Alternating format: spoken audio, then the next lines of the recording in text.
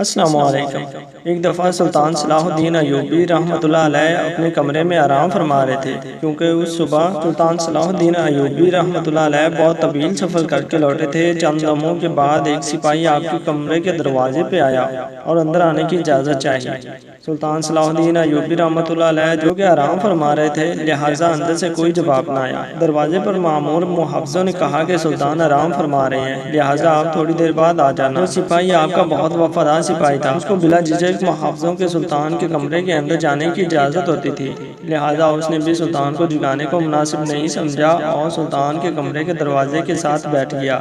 وہ انتظار کرتا رہا کہ جب سلطان صلاح الدین ایوبی رحمۃ اللہ علیہ بیدار ہوں گے تو تبھی وہ ان سے ملاقات کریں گے۔ چند لمحے گزرنے کے بعد سلطان صلاح الدین ایوبی رحمۃ اللہ علیہ کی آنکھ کھلی تو اندر کی حرکات سے معلوم ہوا کہ سلطان صلاح الدین ایوبی نیند سے بیدار ہو چکے ہیں۔ سپاہی نے اجازت چاہی اور آپ کے کمرے کے اندر چلا گیا۔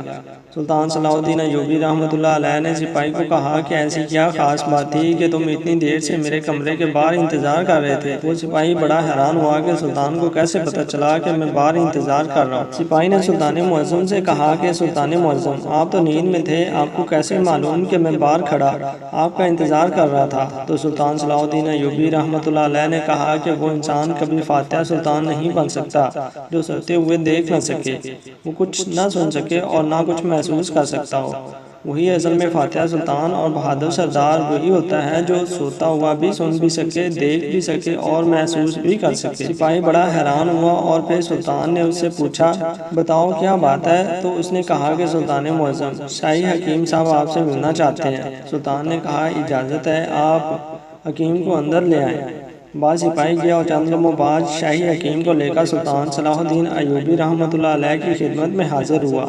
سلطان صلاح الدین ایوبی رحمۃ اللہ علیہ نے حکیم سے پوچھا، حکیم صاحب بتاؤ کیا بات ہے؟ آخر مجھ سے ملنے کی تمہیں اتنی جلدی اور کیا ضرورت پیش آئی؟ تو حکیم صاحب نے کہا، حضور ایک بات جو مجھے کئی دنوں سے پریشان کر رہی ہے، اسی سلسلے میں آپ سے بات کرنی تھی۔ سلطان صلاح الدین ایوبی رحمۃ اللہ علیہ نے اس سے پوچھا، بتاؤ کون سی بات ہے؟ تو اس نے کہا، سلطان معظم، میرے حکیم خانے میں میری بہت ساری شاگردوں میں سے ایک شاگرد جو کہ خاتون ہے اور یہودی مذہب سے تعلق رکھتی ہے، لیکن اس نے اسلام کے بارے میں بہت کچھ پڑھ رکھا اور اسلام کے بارے میں بہت کچھ سیکھا ہے، لیکن چند ایک سوال ہیں جن کی وجہ سے وہ ابھی تک مسلمان نہیں ہوئی۔ وہ چاہتی ہے کہ مسلمان ہو جائے، لیکن ایک سوال کا جواب میرے پاس نہیں، جس کی وجہ سے وہ ابھی تک مسلمان نہیں ہوئی۔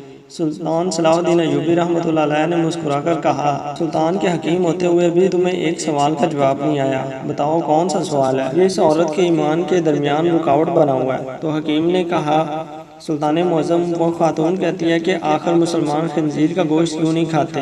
آخر اس میں ایسی کیا برائی ہے؟ اس خنزیر کے گوشت کھانے کا ایسا کیا نقصان ہے جس کی وجہ سے مسلمان خنزیر کا گوشت نہیں کھاتے بلکہ اس سے سخت نفرت کرتے ہیں؟ اور یہ بھی وہ کہتی ہے کہ ہمارے گاؤں میں تو سارے لوگ خنزیر کا گوشت کھاتے ہیں، ہم اپنے قبیلوں میں خنزیر پالتے ہیں جو جوان ہونے پر ان کو کاٹ کر کھاتے ہیں۔ وہ جب سے میرے پاس سبق لینا شروع ہوئی ہے، وہ اس سے پہلے اپنے گھر والوں کے ساتھ خنزیر کا گوشت کھاتی رہی ہے، کیونکہ یہاں تو اسے خنزیر کا گوشت میسر نہیں، لیکن میرے پاس اس کے سوال کا جواب نہیں، کیونکہ میں اس بارے میں نہیں جانتا کہ آپ اس کے سوال کا جواب دیں گے تو آپ کی وجہ سے یہ غیر مسلم مسلمان ہو جائے گی۔ یہ سن کر سلطان صلاح الدین ایوبی رحمۃ اللہ علیہ نے کہا کہ کل تم اس خاتون کے لیے میرے دربار میں حاضر ہو جانا۔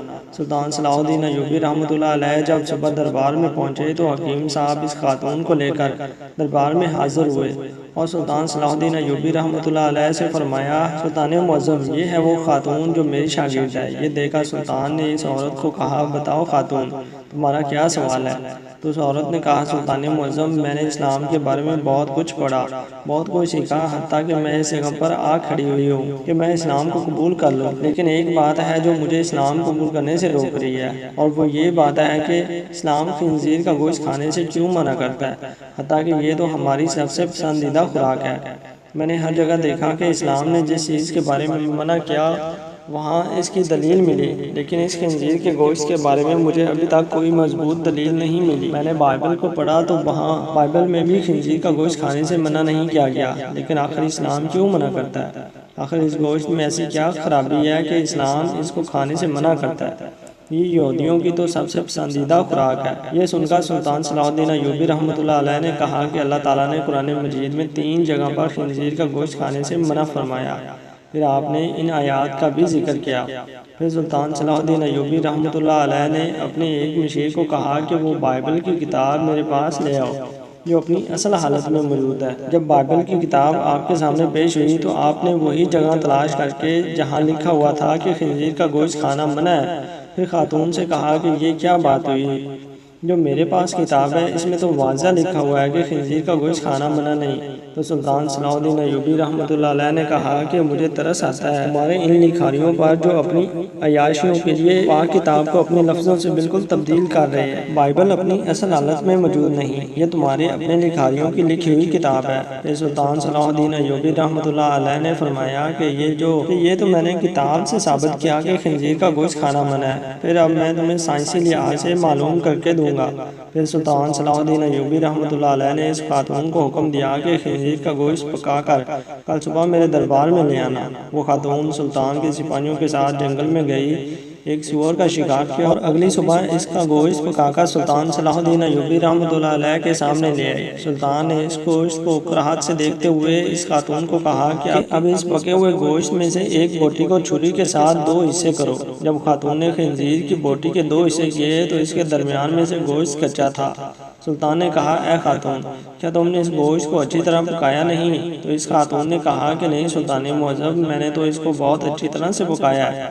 تو سلطان نے کہا کہ اب تمہاری سمجھ میں میری بات ضرور آ جائے گی کہ یہ حرام گوشت چاہے تم اسے جتنا بھی اچھی طرح پکا لو، اگرچہ اس کو آگ کی کتنی ہی تپش دے لو، لیکن یہ پوری طرح پکتا نہیں بلکہ یہ درمیان میں کچا رہ جاتا ہے، اور جب یہ تمہارے پیٹ کے اندر جاتا ہے تو بہت ساری بیماریوں کا سبب بنتا ہے۔ اس لیے اسلام نے اس کو کھانے سے منع کر دیا۔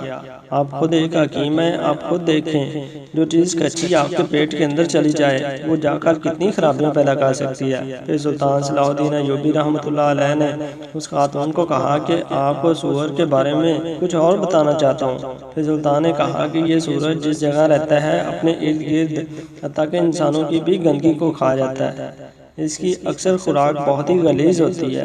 بات یہ ہے کہ یہ سور واحد بے شرم جانور ہے کہ جب اس کی مادہ یعنی اس کی بیوی کے ساتھ جب کوئی دوسرا سور جنسی تعلق قائم کرتا ہے تو یہ خوش ہوتا ہے اور فخر محسوس کرتا ہے۔ یہ واحد جانور ہے جس میں اتنی زیادہ بے شرمی بھری ہوئی ہے۔ آپ خود دیکھیے کہ ایسے جانور کا جب آپ گوشت کھائیں گے جس کی بنیاد غلاظت سے بھری ہوئی ہے تو یہ تمہیں کیا فائدہ دے گا؟ یہ بات سن کر خاتون صلاح الدین ایوبی رحمۃ اللہ علیہ کے سامنے جھک گئی اور کہا کہ سلطان معظم، آپ مجھے اپنی زبان سے کلمہ پڑھائیں۔ سلطان صلاح الدین ایوبی رحمۃ اللہ علیہ نے عورت کو کلمہ پڑھایا اور تمام دربار اللہ اکبر کے نعروں سے بلند ہو گیا۔